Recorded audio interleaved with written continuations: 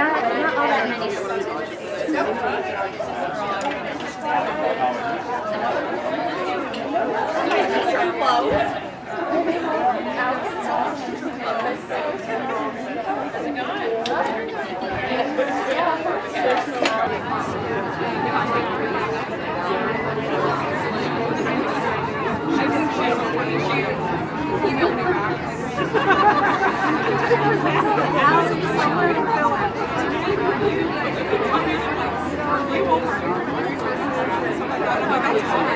I know you don't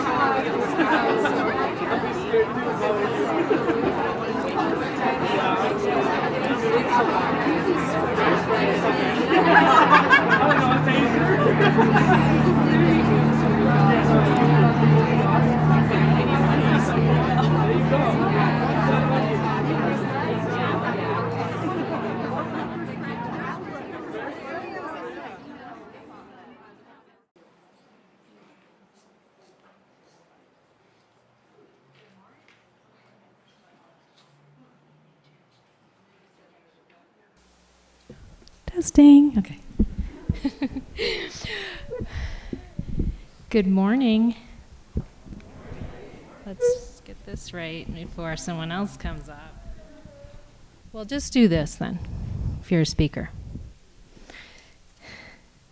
Thank you. Thank you for coming to our annual Education, Health, and Human Development Donor Appreciation and Scholarship Celebration. And thanks for bearing with some of the modifications we've made to this event. We really were afraid we might not be able to have this event. And so I appreciate your flexibility and bearing with those last minute changes. And thanks for wearing masks and protecting one another. That's so much appreciated. I'm gonna stay up here when I don't have my mask on, and everybody else is too. We're going to kick off our celebration today. I have a few thank yous to give you, to share with you. The first group I want to recognize is a group of people who, without, we would not be able to award scholarships in this college. And so we have a scholarship committee for the college that works hours and hours to make sure that we can support as many students as possible. So I'm going to read their names. Some of you might be here, so you can hold your applause to the end. But if you're here, you could just give a little wave. So it's Melody Anaker, Mark Schur, Mary Stein, Kelly Decker, Kari Orendorf, Katie Franklin, John Mielik, Cindy Meldahl, Ginny Moore, Joe Hicks, Marcy Ruhr, Susie Taylor, and Sarah Schmidt-Wilson. Can we give them a round of applause, please?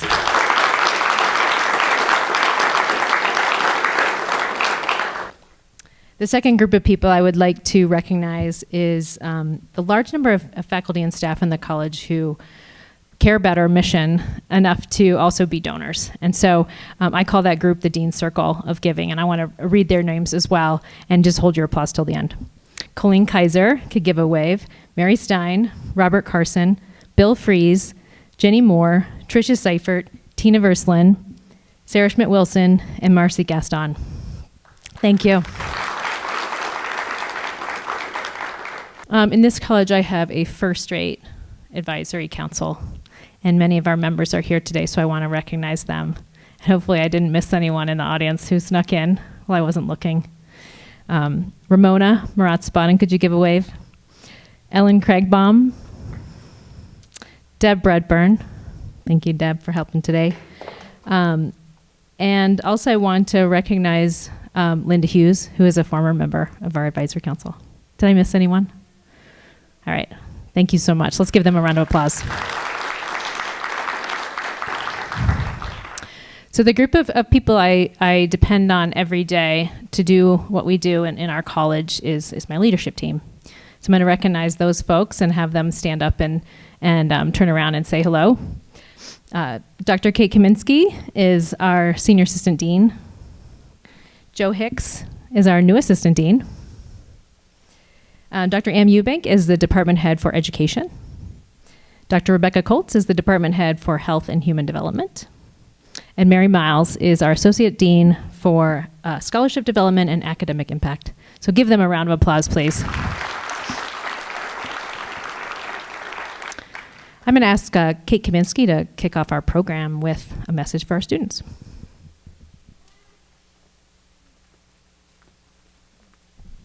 Hey everybody, is everybody else like buzzing on sugar?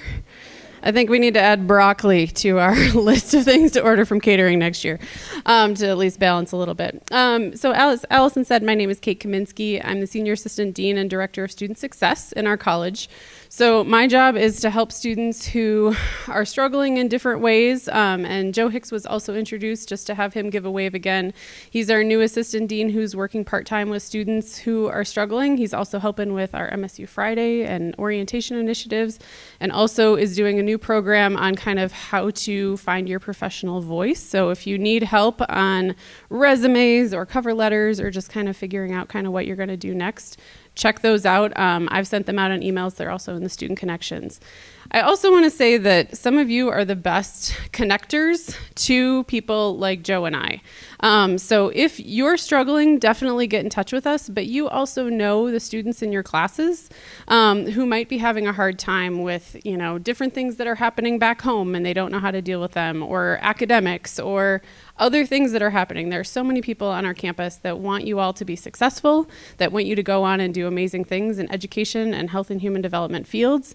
And so please get them to one of us so that we can help, because we are here to help. Last year alone, I doubled my numbers of student meetings, meaning there are more and more students who need our help in different ways, and we will help get them to the right resources, but we need you to also help communicate that message. So please let us know. But I love my job. I'm also happy to meet with you and chat with you, even if you're not struggling. I like to know your story, so please feel free to reach out to me. I talked to somebody earlier, Susie, I don't know where she went, there she is, who was talking to me about Peace Corps. I was a Peace Corps volunteer, and so if that's something that interests you, please reach out and let me know. But thank you all for being here. Congratulations on your scholarships. Thank you to our wonderful donors who make this event possible every year. And yeah, let us know what you need, because we're here to help as much as we can. Congratulations. And I will turn it over to Rebecca, who's next.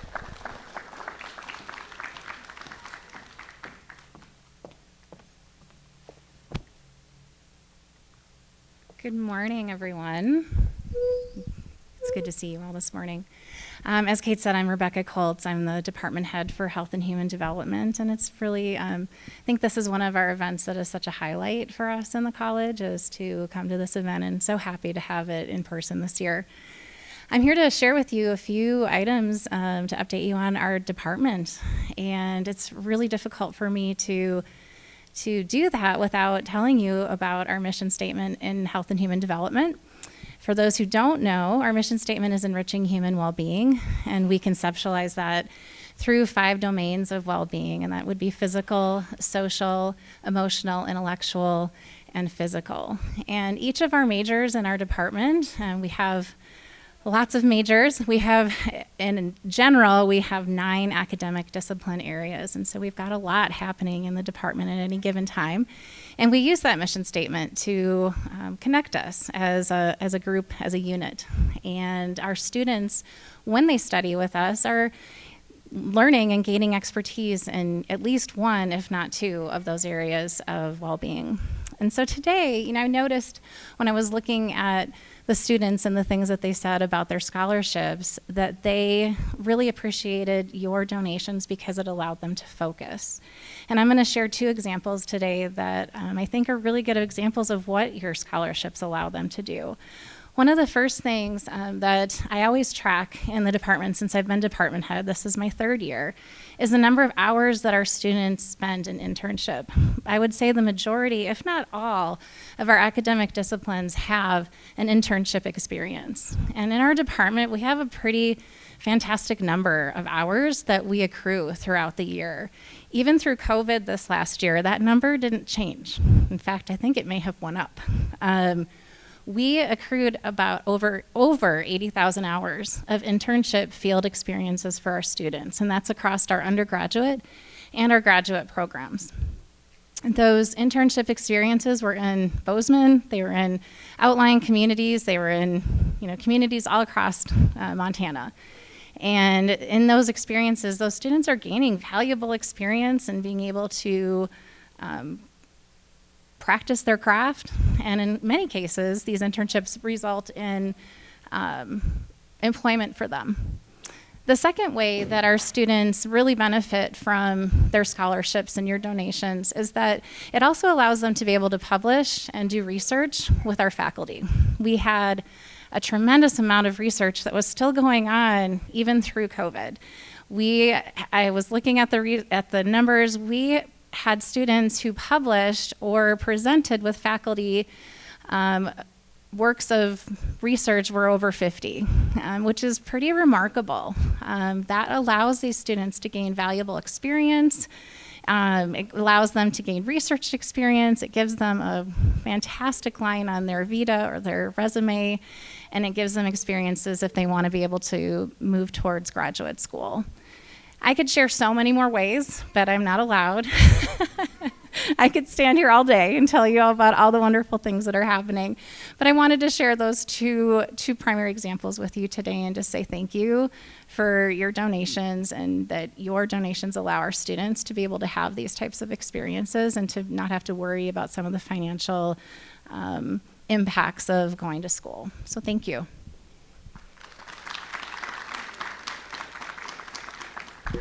And I am introducing Ann Eubank, our department head for education.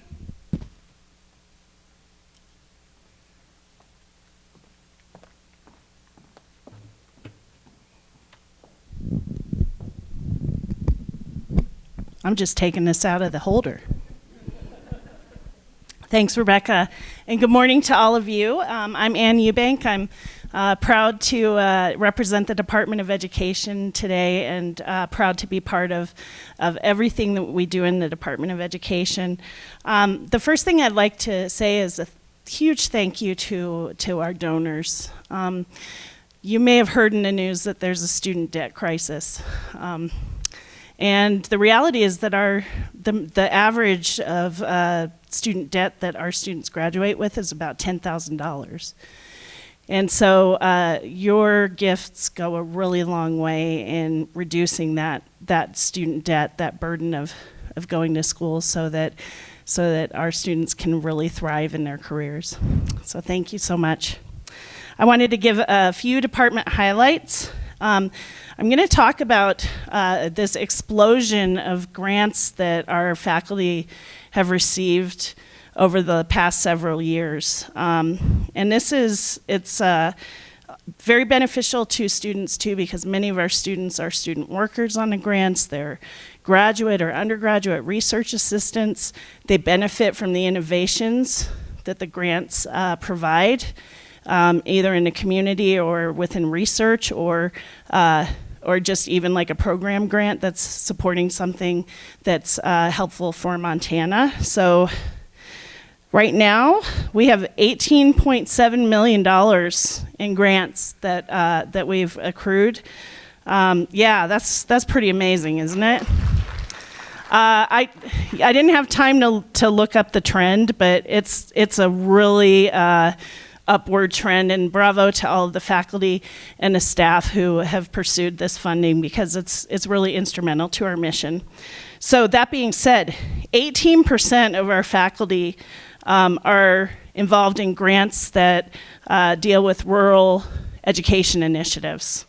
33% of our faculty are involved in grants that are focused on STEM. 8 grants focus on rural and youth mental health. 12 grants feature indigenous partnerships.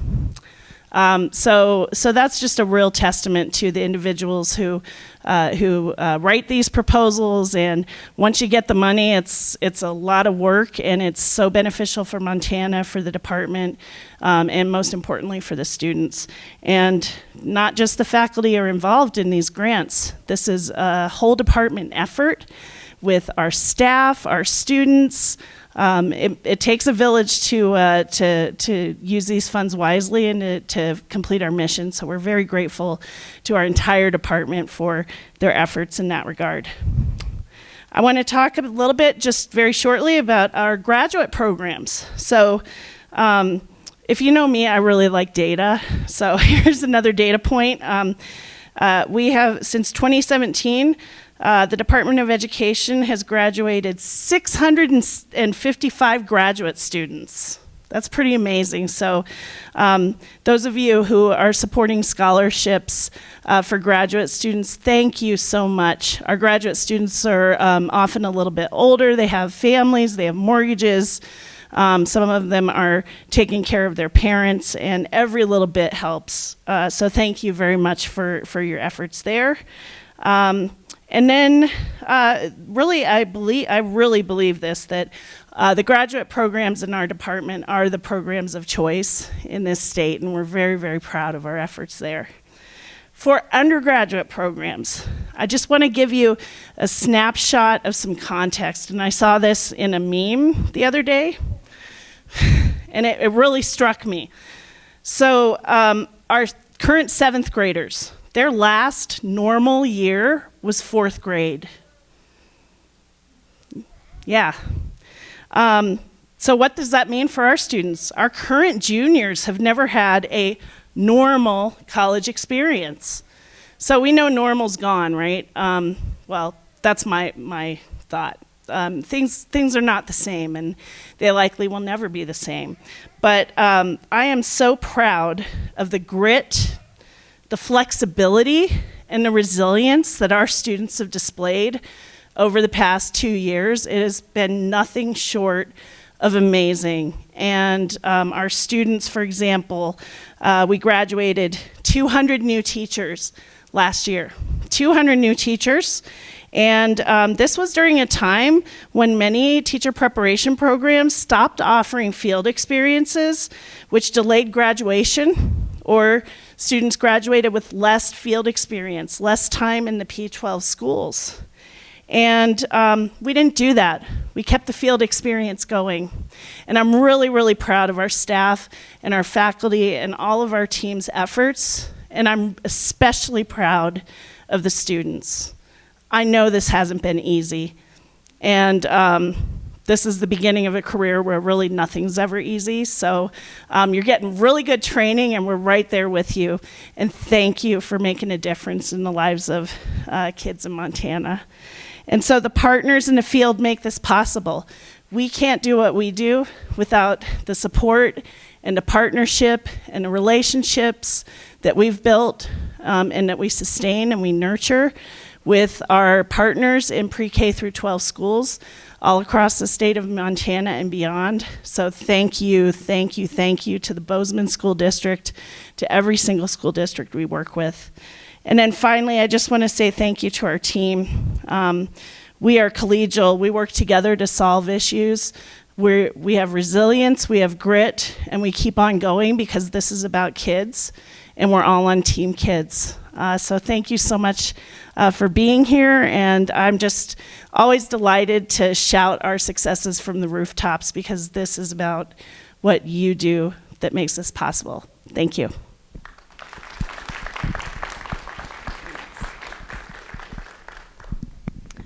Thanks, Anne. You're getting little snippets of our students' stories on the screen up there. And as great as it would be to have every student tell you a little bit more about themselves, we'd like to have a representative do that in the interest of time. So I would like to invite Cassidy Robbins, who is studying elementary education, to represent our student scholarship winners and to say a few words.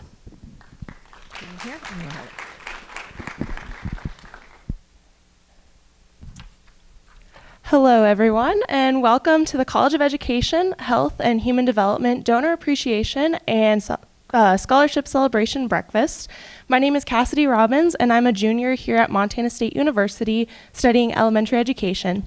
It is such an honor to have been asked to speak on behalf of all of the scholarship recipients.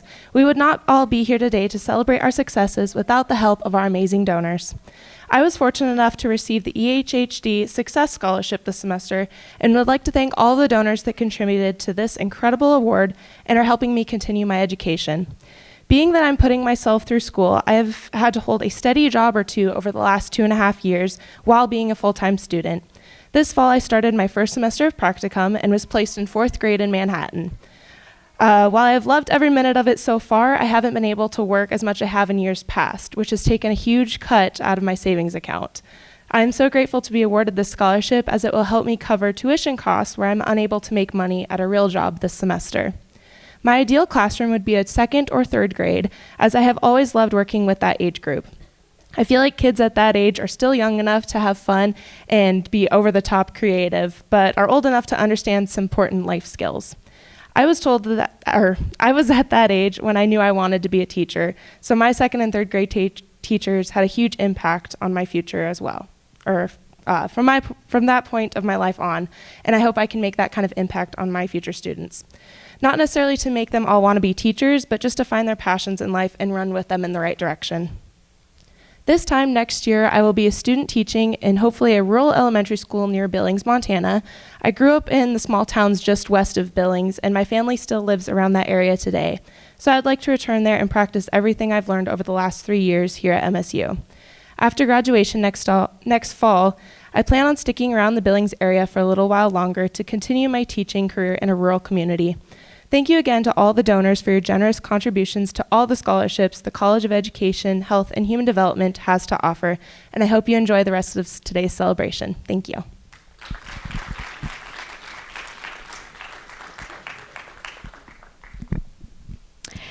Likewise, we'd like to hear from one donor to share some remarks. And this year, we're going to invite Ramona Murat-Spaden to do that. Ramona has worn lots of hats with this college, but I'll let her tell you about those. Also, a very long-time supporter of this college. Thank you.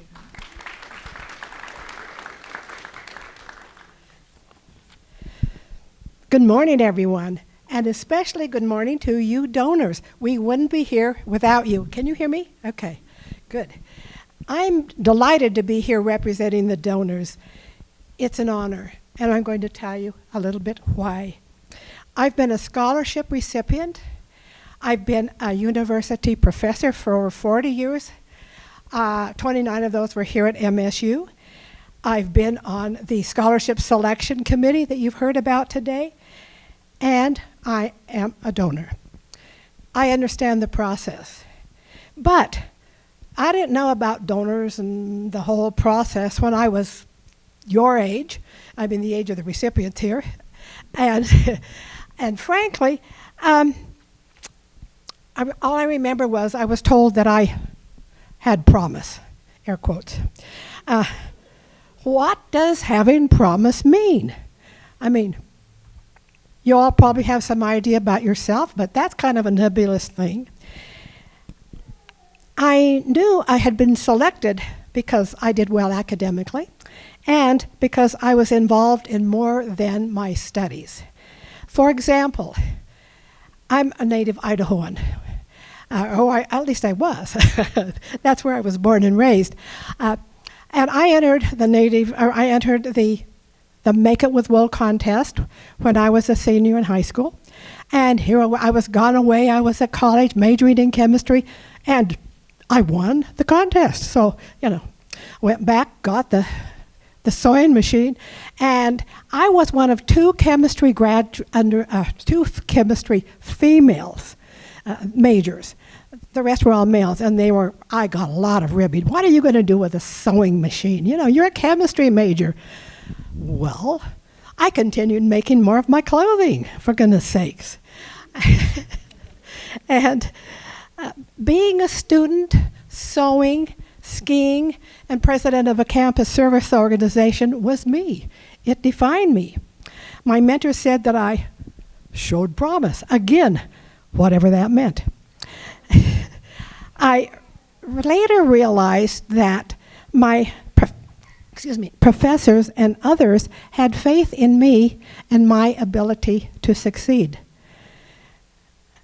I was lucky because I liked learning, and I still do. I also wanted, like you all, success in your careers.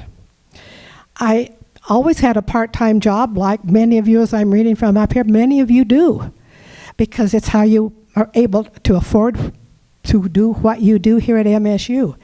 I have done everything from when I was at Berkeley. I cleaned houses. Another good reason why I wanted to get out of my, graduate, get my degree, and not have to do that for a living. I also worked a lot in the food industry, the service part. And I also was a soda jerk. My husband said, but nobody's going to know what a soda jerk is. And so I was behind the counter, in the student union. I was behind the counter and I was serving the drinks and the ice cream and that. And the Marys in here are going to say, oh, well, now, Ramona, the science doesn't support it. But I didn't have a cold that entire year. However, I was sipping orange juice behind that counter a lot of the time. So, I'm a big believer in vitamin C. So, I eventually learned that working hard, as you all are doing, is really a part of being successful and showing promise. Again, those words. And that's why I'm telling you my stories. By the way, your dreams and your efforts matter not just to you and your family. Your dreams and your achievements matter to your professors who teach, mentor, and support you as you go through your academic careers. As a professor in family and consumer sciences over those 29 years here, I came in contact with hundreds of students, and I got to know a number of them who came to my office for help, whether it was academic help or whether it was more personal or, in a couple of cases, financial help. I understand, as does every faculty member who is here. I was just like the faculty members here. My job was not just to teach in the classroom, it was to be there for the students. I got to hear their highs, their lows, the problems they were having, and the wonderful achievements or events that happened in their lives. It's a really joyous career. Your dreams and your achievements matter to us donors. We donors understand the financial demands of college.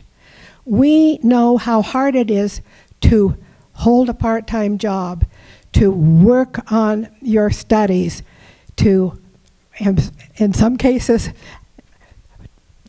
care for small children and do a wonderful job doing that and not feeling like anything is sacrificed. It's not easy. I used to tell my students when I taught the course in stress and crisis that what we do in life, and particularly right now, and you all are understanding this big time, is we are on a tightrope. We're walking on a tightrope, and just when we think we've got the balance, something happens. And so we have to find our balance again. It is an interesting life experience. In fact, it's life. So the more experiences we have, the better able we are to get back on balance. As I said, we donors know what you're going through.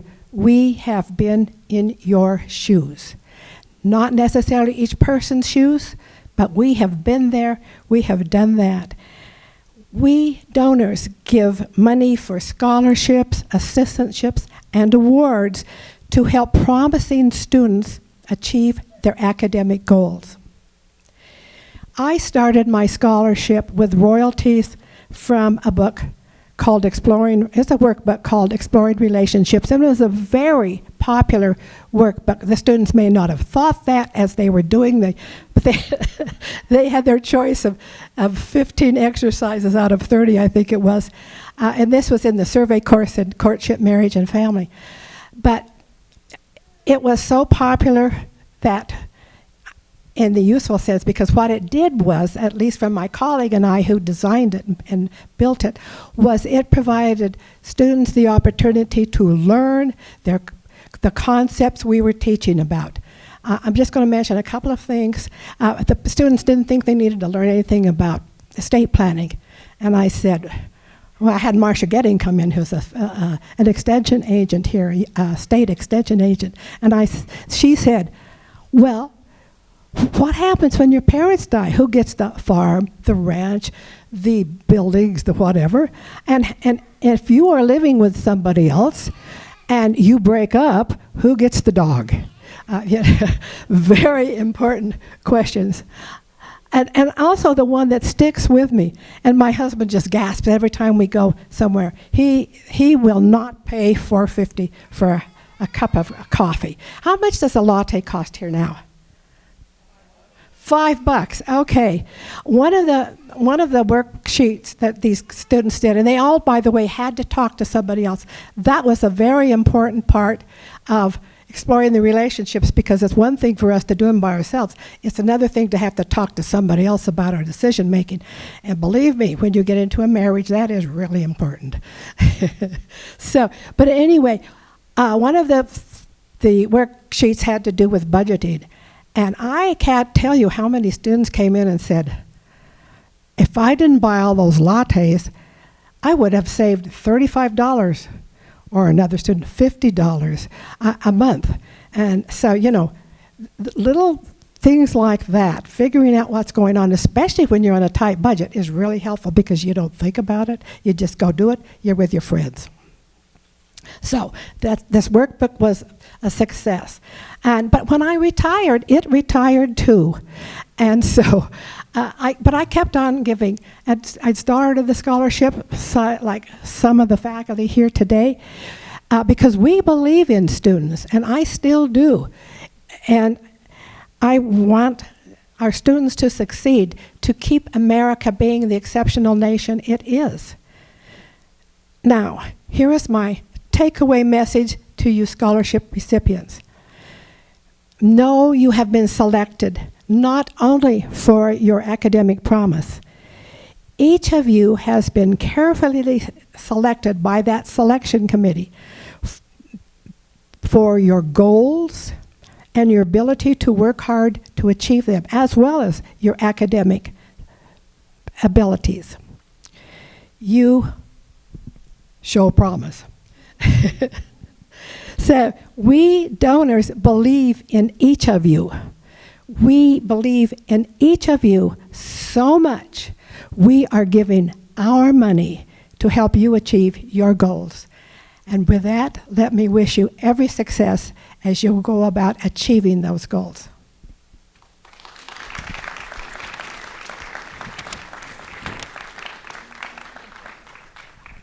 Thank you so much. Could we have all of our scholarship winners stand so that we can give you a huge round of applause?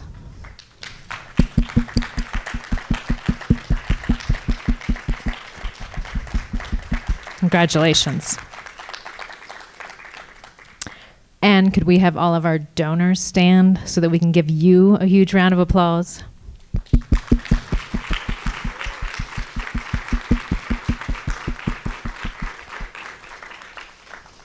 So as Dean, I have the pleasure of working with the MSU Alumni Foundation, who helps us keep connected with all of our alumni, friends, and donors. And right now I have the pleasure of working most closely with Michaela Bader, who is a Director of Development at the Foundation, and I would like to invite Michaela to say a few words about giving.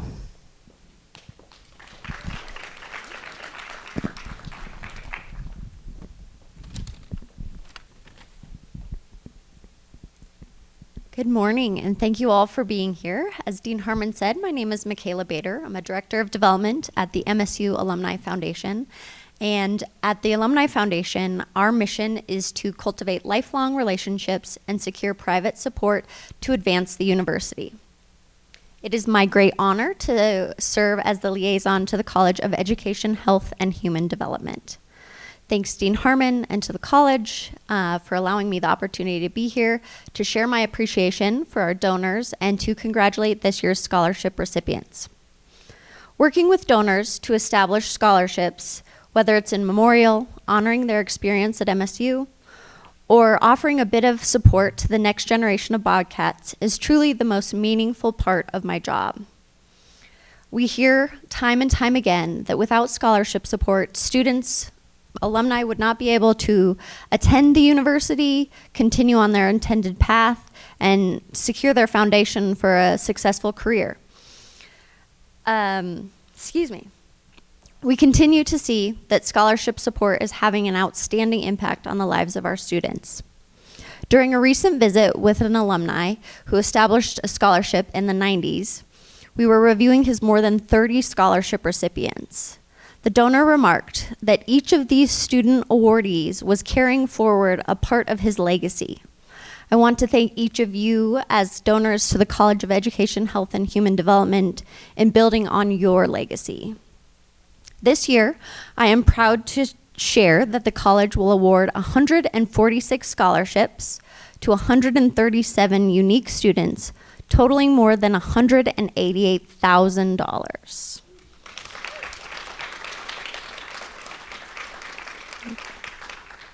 This is only possible because of our donors. Thank you. I'll ask you to join me again in celebrating our scholarship recipients and our donors. Thank you.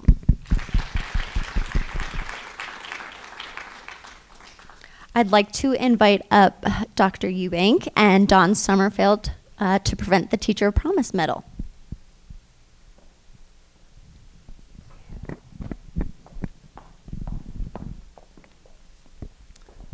Thank you, Michaela. I get the pleasure of introducing the Summerfeld Family Teacher of Promise Award, and Mr. Summerfeld is here to bestow the award upon the student. So this award is for seniors. It is focused on the seniors' dedication to the profession of elementary education. And the criteria, our teaching potential is exhibited by such traits as communicating enthusiastically with each student, dependent on their needs and their level of learning, challenging students, yet demonstrating to them that it is okay to make mistakes because they learn from the experience, and bonding with the students and imparting to them the joy of learning. Additionally, innovative teaching that makes learning both exciting and relevant to the students' lives, and going beyond what is expected in the classroom, making an impact to their school and local community through their actions, and then finally, outstanding citizenship and character. So now I'll turn the mic over to Mr. Summerfeld. Thank you. As Ramona said, promise and potential is the issue for our students. And we are just pleased to offer this to Sierra. And my brother created a medal. And I said to him one time, why did you create a medal for the Teacher of Promise? And he said, because when the money's all gone, they've got something to remember it by. But on the back of it, it says, touch tomorrow, teach. And I truly believe that. My dad was a superintendent of schools. My mom was a long-time teacher. My sister was a teacher. My brother failed. He was the only one who wasn't a teacher. I taught school in Missoula for 2 years, then went to law school. I was a teacher. I have cousins who are teachers, aunts who are teachers. There's nothing more important that we need right now than good teachers. So with that, Sierra, congratulations. Thank you. Thank you so much. And congratulations, Sierra. All right.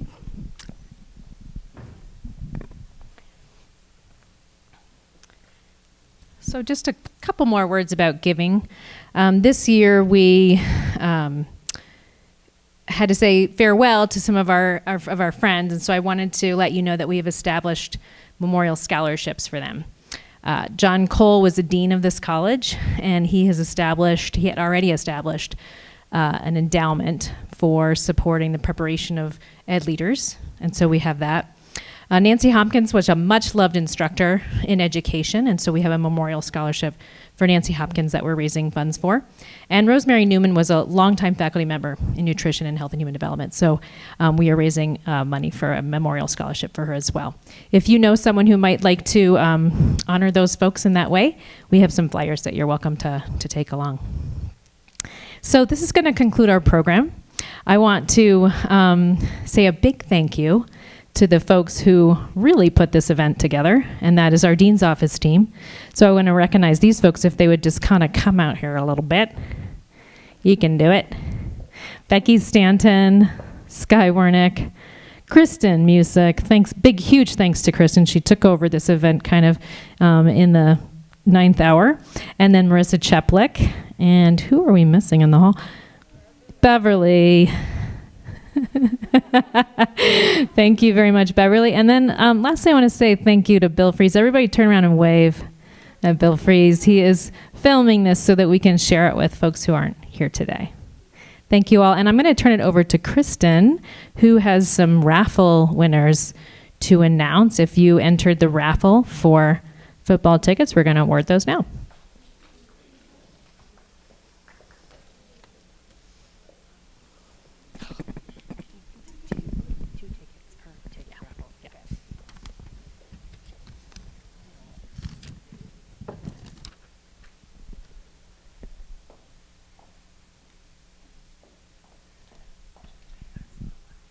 Okay, so we'll do 2 tickets per raffle ticket. The first number is 967-5256. Oh!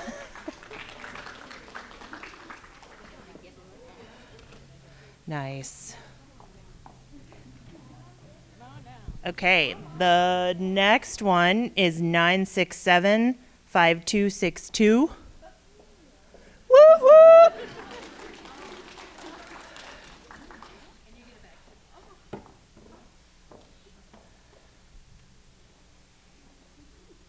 Nine six seven 5258.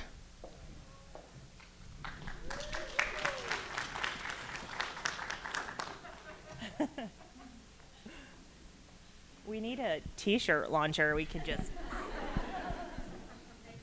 next year. 967-5257. Woo! That's 1, 2, 3, 4.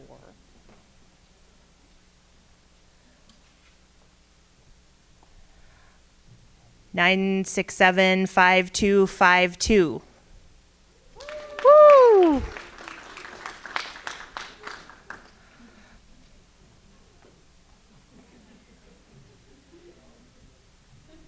Okay, I think that's it for bags, but you still get tickets. You still get tickets. 967-5242. No. Try again. All right.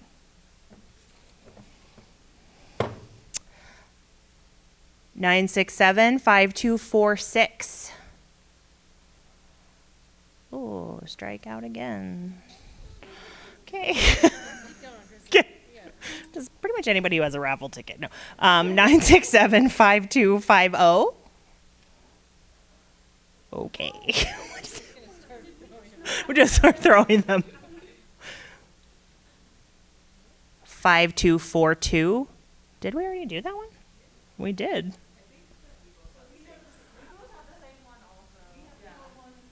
Oh no. And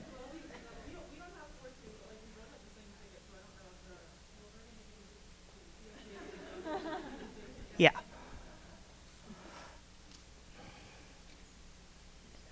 5260. We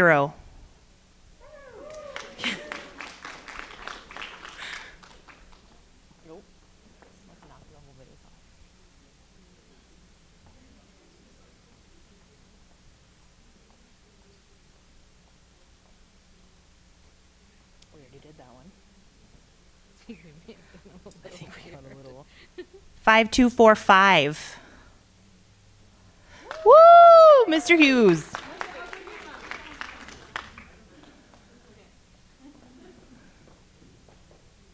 Five two four four. Nope. Okay. 5259. Woo.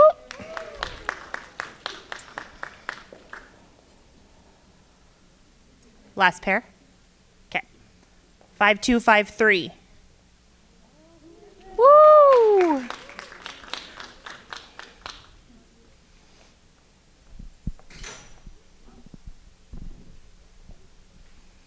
Once again, thank you guys so much for coming.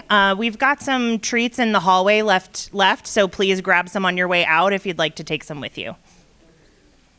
And then, yes, donors, you are welcome to take the flowers with you as well.